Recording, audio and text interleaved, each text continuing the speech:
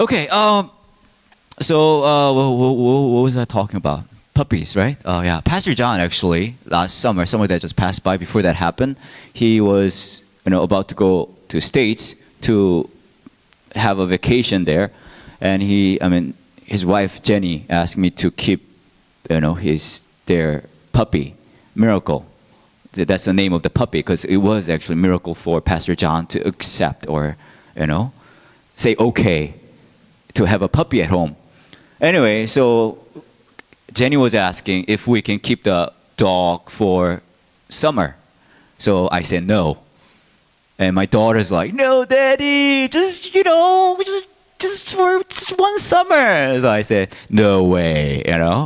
I have enough pets already in my house, you and you.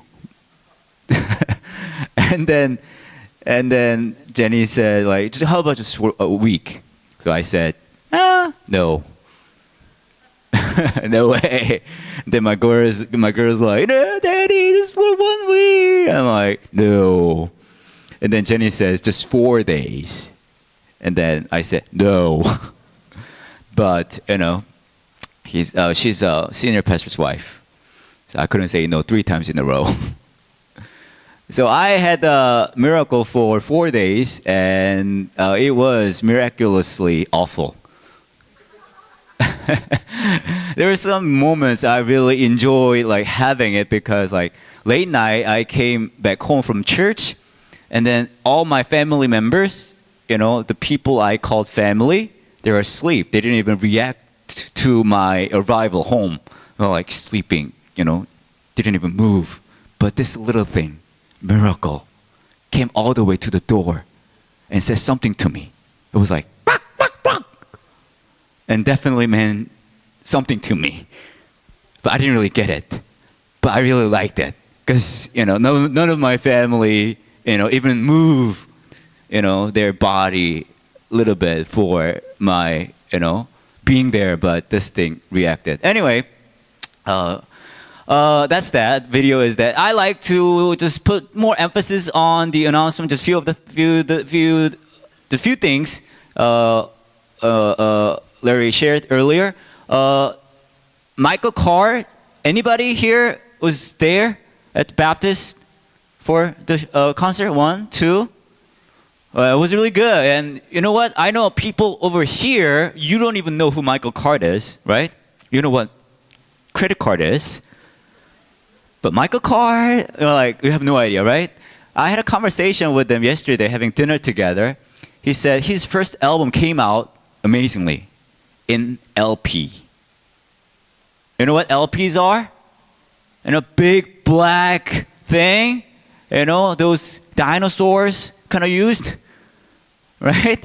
And he's old, but he's old, yet he's awesome. He's good. And at 1:30, we all also have this lecture session with them. And he's not just a great Christian songwriter, but he is also great Christian teacher and writer too. I mean, he teaches. I know, it's hard to believe, but he teaches like 3 times better than I do. And I usually don't admit this to anybody, but he's awesome. And I am going there after Barley Church, Korean church service to not just to listen, but also to translate, which is fun part. Anyway, so if you are interested, yeah, it is great. I mean, we're not gonna have him like every year, so have that information in your mind. And one more, the Ken Morrison's small group. I don't think I can name that with your name, right? It's a Bible. It's not Bible. It's a book discussion club for all the cool people. So Mere Christianity is a good book. Please, if you're interested, join. And do you have to read a book to join the club, Ken? Yeah, that'll be great. But you don't really have to, actually. So I'm kidding. So feel free. I had one more emphasis for the announce. Well, drop the Bible. Okay. Yeah. Please keep praying for Hope, Emmanuel family's daughter. And this is not just this church's matter. We are fundraising. We are praying for the family. But there are other our partnership churches, Riverside Church, Barley Church. We are all participating in this, and we are praying and hoping that she may get the surgery end of the year. And we are very close to it. And I mean, we believe, at least I believe, and some of you believe that this will happen, and that will be awesome. You know? Okay, that's that. We are in the series called From Mourning to Dancing, and we've been, not we, but Pastor John and you guys were talking about Hannah from 1 Samuel, and we're going to put a pause there, and today we're going to talk about something else, which is Psalm 4, okay? And we're going to talk about resting, and because it is interesting. And I know. I better stop doing it. Okay, so I want you to go to Psalm 4. It's in your bulletin. It's in your Bible. It's on the screen. Can you see it? We're going to do this. We're going to read this Bible passage all together. Psalm 4, verse 1 to 8. Okay? All together, out loud. Super out loud. 1, 2, 3, go. Answer me when I call to you, my righteous God. Give me relief from my distress. Have mercy on me and hear my prayer. How long will you people turn my glory into shame? How long will you love delusions and seek false gods? Know that the Lord has set apart his faithful servant for himself. The Lord hears when I call to him. Tremble and do not sin. When you are on your beds, search your hearts and be silent. Offer the sacrifices of the righteous and trust in the Lord. Many, Lord, are asking, who will bring us prosperity? Let the light of your face shine on us. Fill my heart with joy when their grain and new wine abound. In peace I will lie down and sleep, for you alone, Lord, make me dwell in safety. This is Psalm 4. I don't know about you guys, but there is a term called workaholic. Do you consider yourself workaholic? If you consider yourself workaholic, raise your hand or go back to work. Okay. I kind of found it interesting about being a workaholic, and I was kind of doing a little research here and there, and I found out something that you can test yourself whether you're a workaholic or not. For the students here, you may apply this to your schoolwork or something that you are really into. So there are 10 questions you can answer. You can ask yourself. If you feel like you are fitting in any of 4 of them at least, then you are workaholic. Okay? You ready? Here we go. Number 1, at nighttime, you can't sleep thinking of your work. Are you doing that? You do that? Number 2, it can be homework or test or anything that you do, any type of work that you do. Question number 2, there is no line between work and home. I know some of you are teachers and live at school. That's funny. Maybe it's not funny to you. Number 3, going to work early is joy to you. It's either you're workaholic or crazy. Number 4, you eat and work during lunch simultaneously. Number 5, things at work matter more than your personal life. All right. Number 6, you feel distant from your family due to busy work. Sometimes, yeah. Some of you, yes. 7, you think of your work over a weekend. Students are laughing, teachers. I'll say their souls are very healthy. And lazy, maybe. Kidding. Number 7, you think of your... Oh, okay, I did number 7. Okay. Number 8, you always think of how to make yourself more productive. Okay. Number 9, work gives you energy. Number 10, this is the last one. You feel getting behind when you are not working? All right, did you count how many questions you feel like you gotta say yes to? Okay. Any of you got 10? No 10s? All right. 9. 7, no, 8.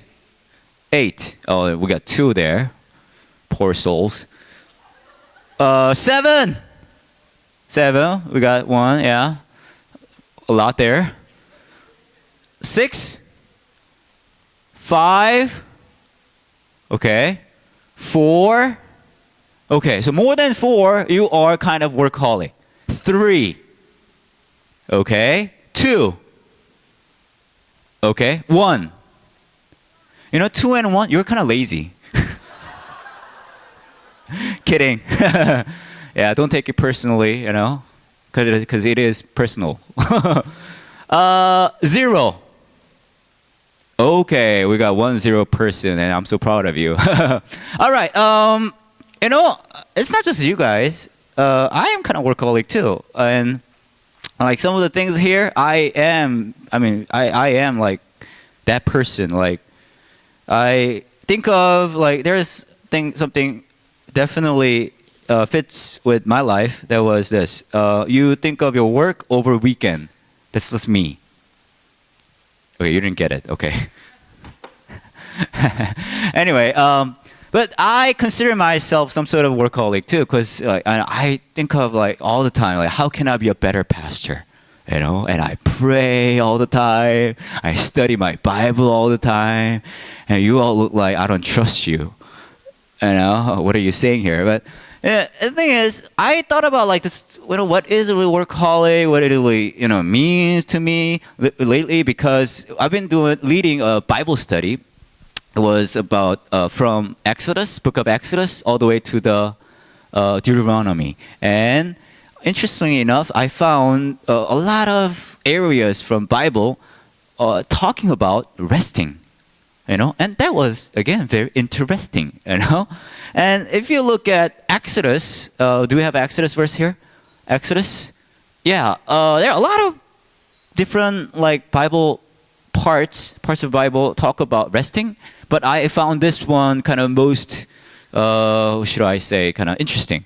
It says this, it's Exodus 31, verse 13 to 15. Say to the Israelites, you must observe my Sabbaths. This will be a sign between me and you for the generations to come, so you may know that I am the Lord who makes you holy. Observe the Sabbath because it is holy to you. Anyone who desecrates it is to be put to death. Those who do any work. That's important. Those who do any work. Those who do any work. Let me repeat it one more time. Those who do any work on that day must be cut off from their people. For 6 days work is to be done, but the 7th day is a day of Sabbath rest, holy to the Lord.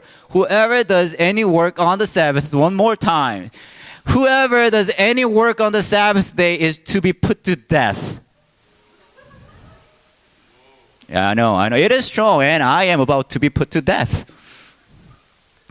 Isn't it interesting? God puts so much emphasis on resting, right?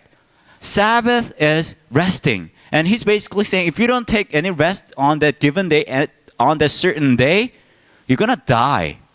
And I found it very, some sort of like, kind of even, bothering. I felt like, really? We need to rest that much? Is it really that important? And I was thinking, what is then resting? What does really God say about resting? What is resting? What do you, it's kind of interesting because resting, what is resting? What's the definition of it? The question itself is kind of funny too, because if I ask you, what do you do for resting? It's like oxymoron, isn't it? Like, because resting is what? Not working, not doing anything, right? But what do you do for resting? Or how should I ask the question? What do you not do for resting? Is it? But that doesn't really deliver the meaning, the meaning of the question that I want to ask. Let me ask you a question. What do you do for resting? Though it doesn't make sense at all. What do you do? Come on. Who reading? Okay, there's somebody who reads. Okay, anybody else? Sleep. Okay, and what? Watching TV. What? Playing games, right? What's your favorite video game? Oh, Minecraft. Yeah, find a lot of mines there. Yeah.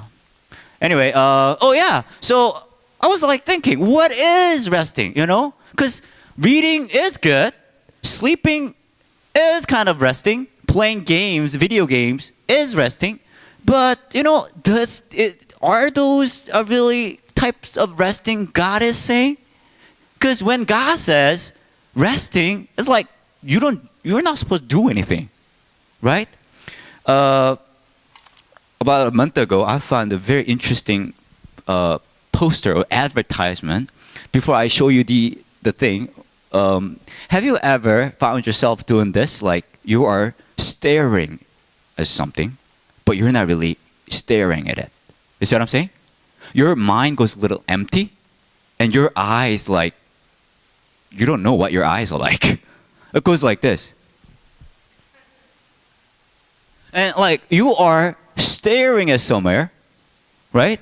But you are not really seeing the thing. You're not getting any visual information. Have you experienced that before? Has it happened to you before? Right, yeah, it happens to you, right? You don't really know why, right? I don't really know why either. Like sometimes it happens. Sometimes you just go like this. And isn't it interesting? And I know some of you are here even during the worship you do this. You look like you're looking at me, but you're not really looking at me. You're like in like different dimension now. You're like in a different world, right? And the thing is, your brain is not working. You're not getting any visual information. Like you're not doing anything, but it happens to you, right? And in Korean, it's called 멍 때리다. Okay, 멍 때리다. It's like 멍. I don't even know what the meaning of it. Like 때리다 is like hitting it. 멍, what's 멍? Okay, you don't know either. Okay, that's good. Okay, if you know something that I don't know, I feel a little embarrassed, but you don't know that either, so that's good. So I saw this interesting advertisement. It's basically saying there is a tournament for 멍 때리다.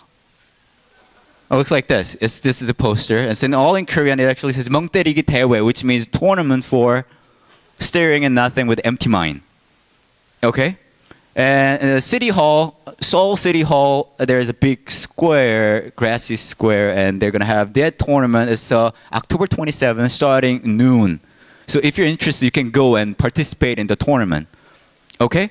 And if the qualification for the players or empty mind starer, or I don't know, anybody can participate. And then if you go to facebook.com to electronic, or go there and you can get in there. Anyway, I was seeing that poster. There's a little description, information about the tournament. It was basically saying, and it gives a definition of it, because they are saying you are not, during the tournament, you are not supposed to read, okay?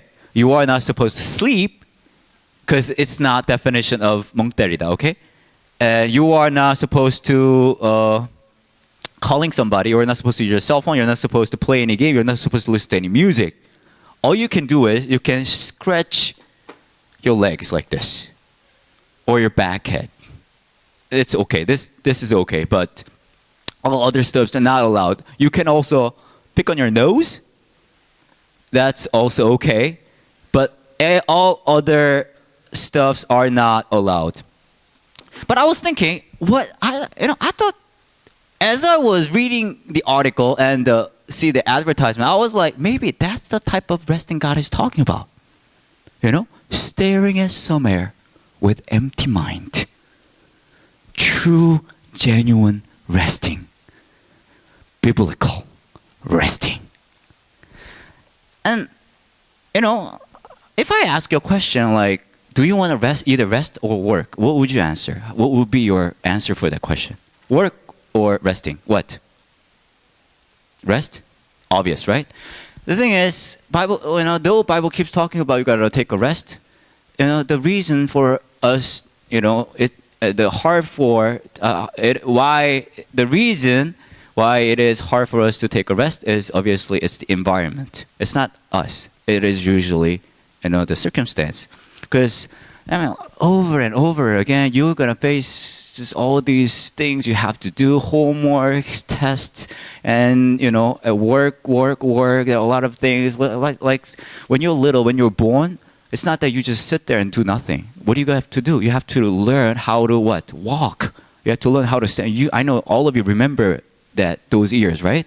That time, right? Like, today, do I have to get up again and try to walk again? But I failed 1,000 times yesterday. And my mom keeps saying, oh, you're so cute. But it is hard for me. You all thought that, right? And you remember that. And once you actually got to be able to walk, and then what do you have to do? You got to learn how to speak, how to write, how to read, and then you got to get ready for elementary school, and then you got to get ready for junior high, and then senior high, and then college, after that job, after that marriage, and after that kids, after that promotion, after that you got to prepare for the later life. You got to keep working. So all we're thinking, why is it so hard, for us to take a rest? Obviously, it's the circumstance. A few years back, when I was long ago actually, I was in Korea to visit, to just have fun with my friends for about a month, and then it was time for me to go back to Seattle. So I was at the airport, and then I was at the check-in area, checking in all my cool stuff, and then this, what do you call them, airline people was asking me. I mean, she had a little bit difficult face, kind of. I am about to ask you a favor, very, very hard favor. She was saying, you know what, my dear customer, our economy section just got packed up. So would you mind? I know it will be difficult, but would you mind sitting in first class? And I got very angry. Why? Because I love economy class. I love the feeling of just being packed in like this, Hey, customer, I want you to just squeeze in like there, And if you look at me, my body has perfect size for economy class. And to be honest with you, why you always have hard time just to sit in economy class for 11, 12 hours over the flight? Because all those seats there are designed for my body size. So I was like no, I missed my economy class, that tiny little chair, That's the place I'm wanting to just, to be in on the way back home. But I realized that I'm a decent Christian. I have a good heart. So I decided to be nice with them. Though I loved my economy class seats, a lot, I said, okay, fine. Well, if you really, want me to sit in the first class, fine, I'll sit in first class. So I showed my mercy to them. So I wasn't sitting in them. Have you ever actually, travel first class? Anybody? Okay, we got 2. Wow, a lot. First class? Are you sure? When you're in the economy class, you kind of trying to make your mind thinking, oh, I'm in the first class. It's not that? Wow, so this story doesn't do any good to you then. Okay, I'll end it. Interestingly enough, when I was in the first class, I know some of you probably experienced this. You don't get a meal in a one dish, right? They give you appetizer, and then they give you what? Another appetizer, and then they give you another appetizer. And the main dish, dessert comes out, coffee, ice cream, all those good stuff coming out, one dish at a time. And then the flight attendant, she comes to me all the time. Would you like to have anything else? Would you like to have anything else? Would you like to? Yeah, I want a new car. I want a new house.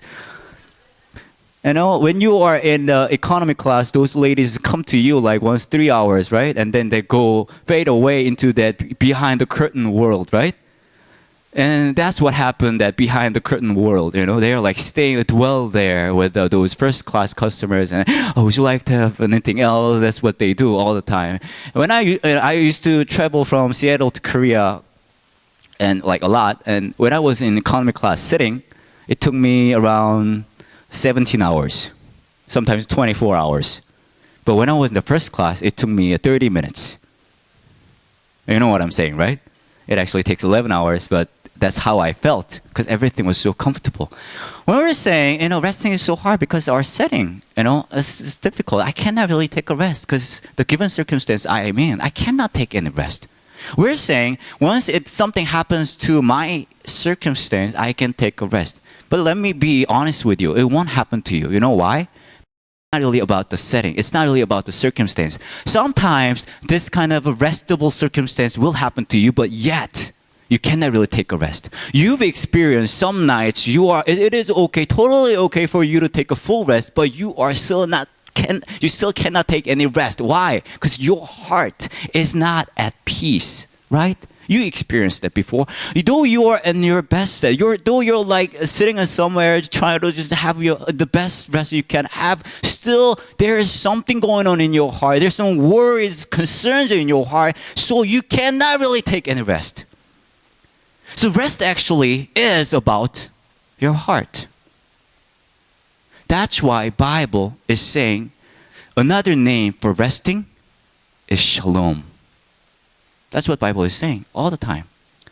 When you are a shalom, then you can truly enjoy your rest. If you look at today's passage, it's Psalm 4, it's David's psalm. He's saying all kinds of difficult stuff going on, feeling going on in his heart. Answer me when I call to you, my righteous God. Give me relief from my distress. Have mercy on me and hear my prayer. It's very stressful. How long will people turn my glory into shame? How long will you love delusions and seek false gods? He's just not comfortable with those things happening around him, the people around him. Know that the Lord has set apart his faithful servant for himself. Something is not going right here. The Lord hears when I call to him. Tremble and do not sin when you are on your bed. Search your hearts and be silent. Yet, interestingly enough, his mood doesn't just stay in this I am not happy mood. It changes. Verse 5, offer the sacrifice of the righteous and trust in the Lord.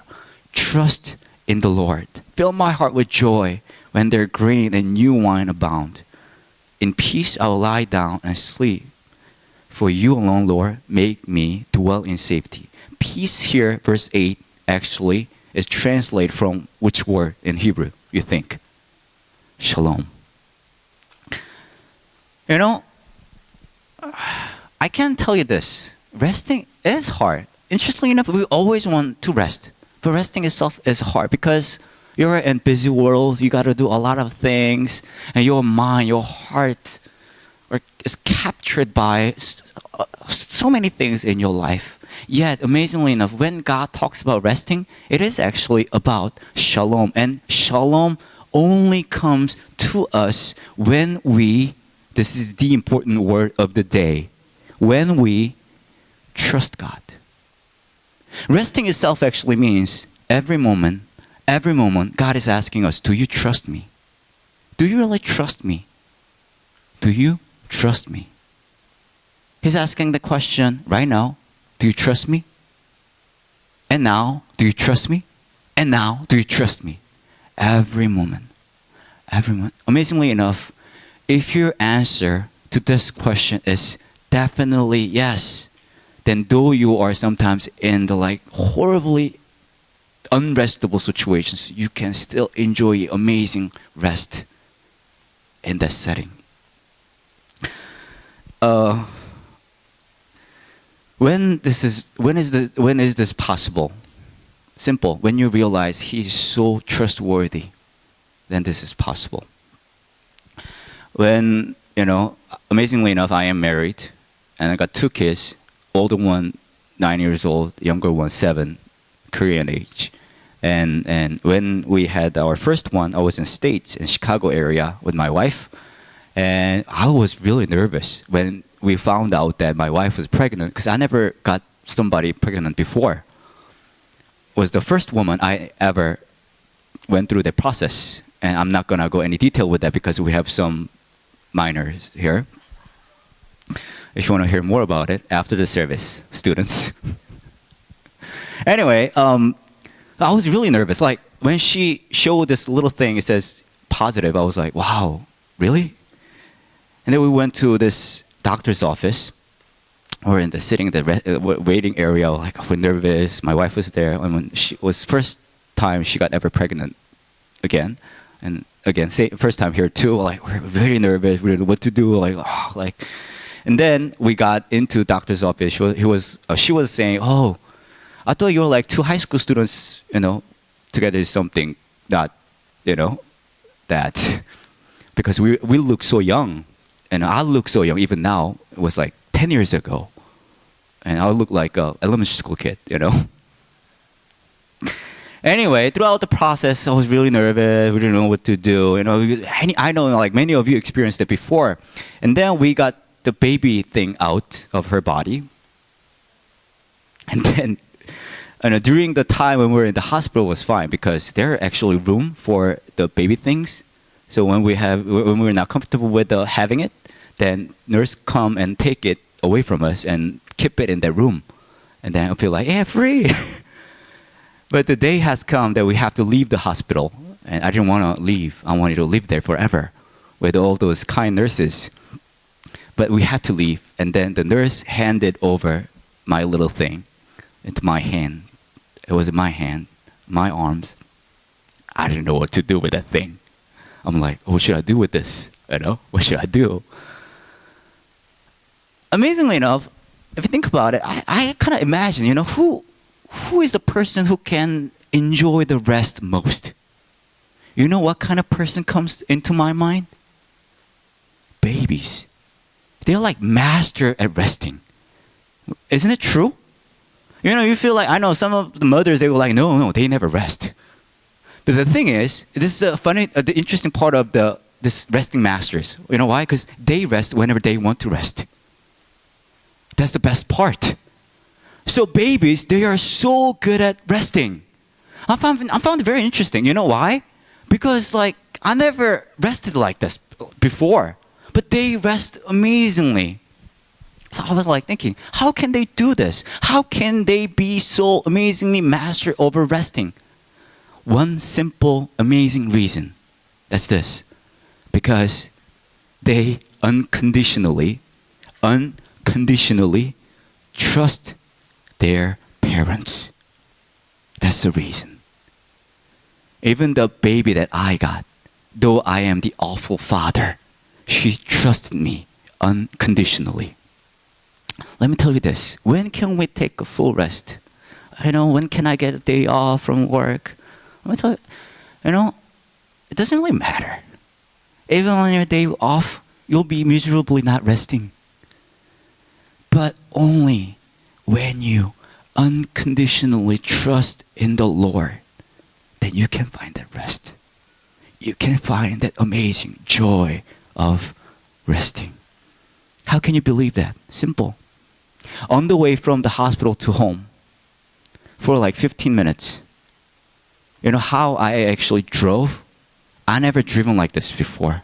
I was like driving with the super 500% care. Like I was like extremely careful. Like I didn't go over any bumps. I was like, I was so concerned about the thing, sitting in like behind the seat, back seat. I was driving like extremely careful.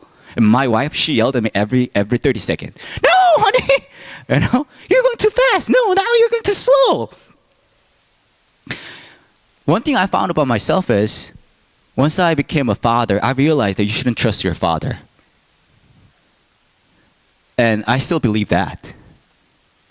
But though I was an awful father, I still am. I give my best care for my little thing. How can we trust God? Simple, because He showed that I'm going to be the best God you ever experienced. Then we'll say, hey, how can I trust that? See the cross. That's a sign. I love you forever, forever and ever with the best care I can give you, to be the best God ever be to you. So rest in me, in my arms. I'll be your rest giver. I hope that you can find that rest in Him. This time I'd like to have a time of prayer. Music lady, play something nice. Something that's touchy and just, something, if you just listen to the music, they can all cry, and turn off the light too. Make it a little moody. Okay, let's pray. This time I'd like you to have your own personal prayer reflection time. Are you resting? Have you ever experienced rest? Recently actually. Because you're caught up with all kinds of things. But listen, every moment of your life, every moment, seriously, every moment, literally every moment of your life, God is whispering to your heart, hey, trust me. Trust me. I've always loved you. I love you even this moment, and I will love you forever. And I will give you the best care you ever imagined.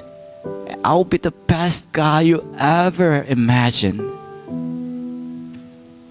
When you trust me, only when you trust me, you can find that rest. So why don't you do that? He whispers that to your heart every moment.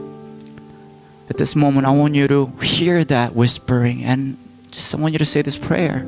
God, I know I'm busy. I know a lot of things going on in my life, but I'll trust you. Please help me to find that amazing resting in your arms.